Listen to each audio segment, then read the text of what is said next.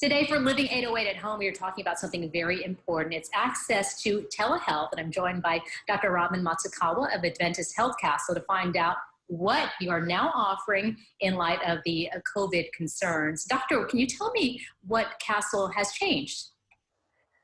So several things in particular. Most recently, we started a drive-through screening. Now that doesn't require any physician order, so a patient feels concerned, they can easily come to the Adventist Health Castle campus hospital and get tested. And also, as far as access, to make it easier so people don't actually have to come to the hospital and clog up the ER. Yes, and so we started a telehealth program as well. With the telehealth program, what we managed to do are either use patients' programs that they already have on their smartphone or tablet or iPad. And the other things, so you utilize the programs that like through Microsoft Teams, Skype, and Zoom are some examples. You're clearly making it easier for people who want to get that information. What tips would you give for someone whether they should access the telehealth versus coming into the hospital or the ER? So in general, in light of the current coronavirus pandemic, crisis that we're concerned about, is that we want to limit the visits to the ER only for patients who are truly like shortness of breath, you're having chest pains, really feeling unsteady. Those are patients that we want to be in the ER because, again, you're going to increase your chance of exposure to other diseases that you may not have had prior to coming to the ER. So in order to do that, by offering telehealth, so if you have mild symptoms of cough, cold, runny nose, itchy, scratchy throat, you can avoid such exposure in the ER.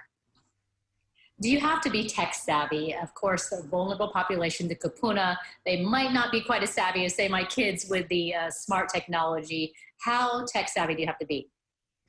Well, luckily, telemedicine or telehealth is usable by any levels of tech savviness. We have, again, for kupuna who don't have access to electronic or telecommunications equipment, we can use a simple telephone will be available.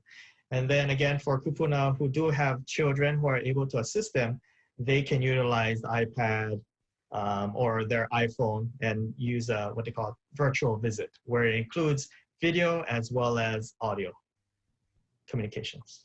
How has the response been so far? I know this is relatively new. Are you seeing people starting to take advantage of this?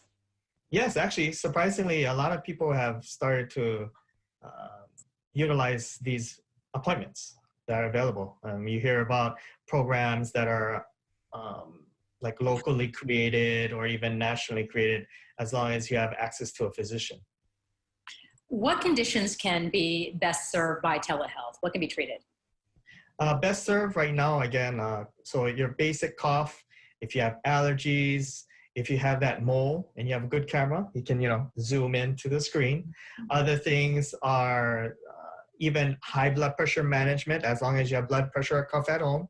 If you have a glucometer, maybe your diabetes, and other like chronic conditions. Again, the main goal is that they're stable and that you're not sick enough to warrant a hospitalization.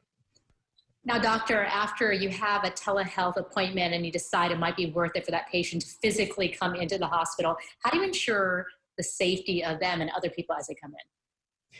Well, at this time, what we're doing is that we're gonna ask some questions over the telehealth machine, and basically, depending on your answers and your need for a physical exam, we'll actually arrange to have you come in physically at any of the clinics and be examined by a practitioner there. And during this time, we will make sure you're wearing a mask for yourself as well as for all the care providers that you'll be in touch with, and to minimize the chance for catching or spreading of the disease. All right, this sounds like a great option for a lot of people since we should stay at home anyways. What is the best way to get an appointment? So at this time, as far as Castle providers, you can contact Castle at the number listed, and we'll be glad to connect you with a provider who is utilizing telehealth medicine. All right. Well, we thank you so much. What a great way to serve our community during these times. And thank you so much for all that you do to help educate and keep our community safe, Doctor. You're welcome. And thank you for inviting me. Of course, we'll post all that information for you on khon2.com.